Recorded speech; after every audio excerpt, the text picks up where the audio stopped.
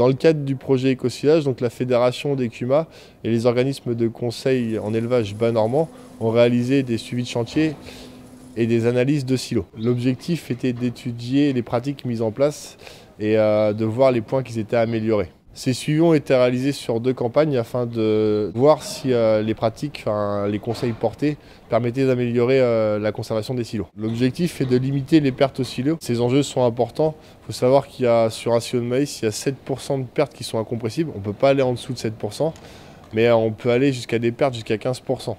Donc si on prend un hectare de maïs qui vaut à peu près 1 100 € de l'hectare, si on perd 15% de 30 hectares, ça fait du 4 hectares, donc soit une perte de 4 400 €, quoi. Donc ça peut chiffrer très vite. Pour ces suivis de silos, nous avons utilisé la méthode du diagnostic silo qui permet de vérifier que les pratiques mises en place lors de l'ensilage, donc lors de la journée d'ensilage et lors de la reprise, sont bonnes. Alors, un diagnostic silo consiste à réaliser différentes mesures sur une vingtaine de points du front d'attaque du silo. Sur chaque point, nous allons mesurer le pH, la température et la compaction, la densité. Nous utilisons un pH mètre, un thermomètre à sonde et un pénétromètre ou une tarière. L'idée finale est de calculer les taux de perte du silo et également adapter les pratiques, quand c'est possible, lors de la reprise. Pour optimiser son silo, déjà l'important c'est de choisir la bonne date d'ensilage.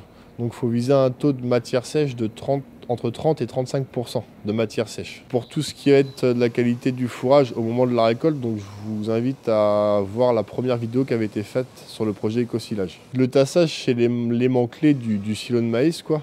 Donc il y a 2 points clés pour bien tasser un silo de maïs. Donc la première, c'est d'amener du poids sur le tas. Pour un poids optimal sur le silo, il faut 400 kg de matériel par tonne de matière sèche rentrante sur le silo. Donc pour faciliter un petit peu ce calcul, on a développé l'application Tasse Silo qui est disponible sur Android gratuitement. Vous pouvez la télécharger. Elle est simple et intuitive et elle permet de calculer, de faire le point en amont du chantier, de savoir s'il y aura assez de poids le jour de l'ensilage sur le silo. Le deuxième point important, c'est la technicité du tasseur. Donc son rôle à lui, c'est d'étaler couche par couche de 15 à 20 cm et après de bien tasser.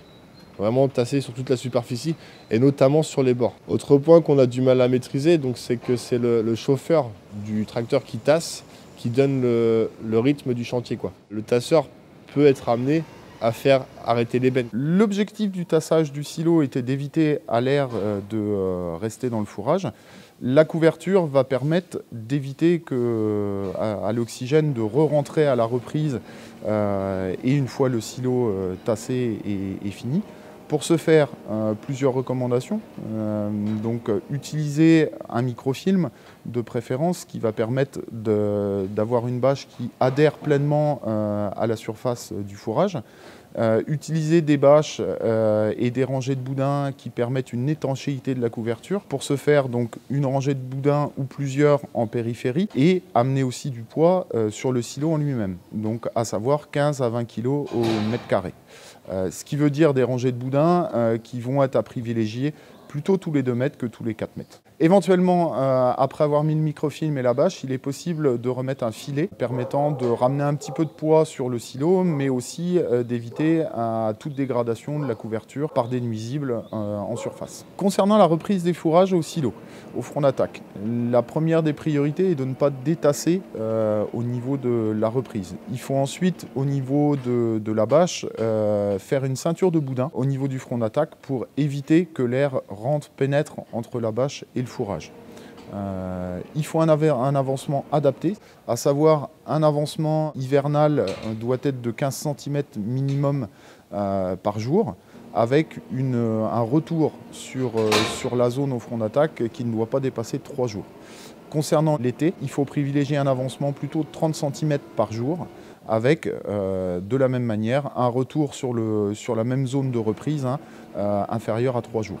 L'utilisation de conservateurs biologiques dans les fourrages conservés, en l'occurrence pour le maïs en silage, sont à utiliser seulement lorsque les conditions de récolte sont extrêmes, avec des taux de matière sèche importants, qui vont favoriser un moindre tassage et une conservation moindre, et lorsque l'avancement au silo n'est pas suffisant. À bientôt sur tvi.tv.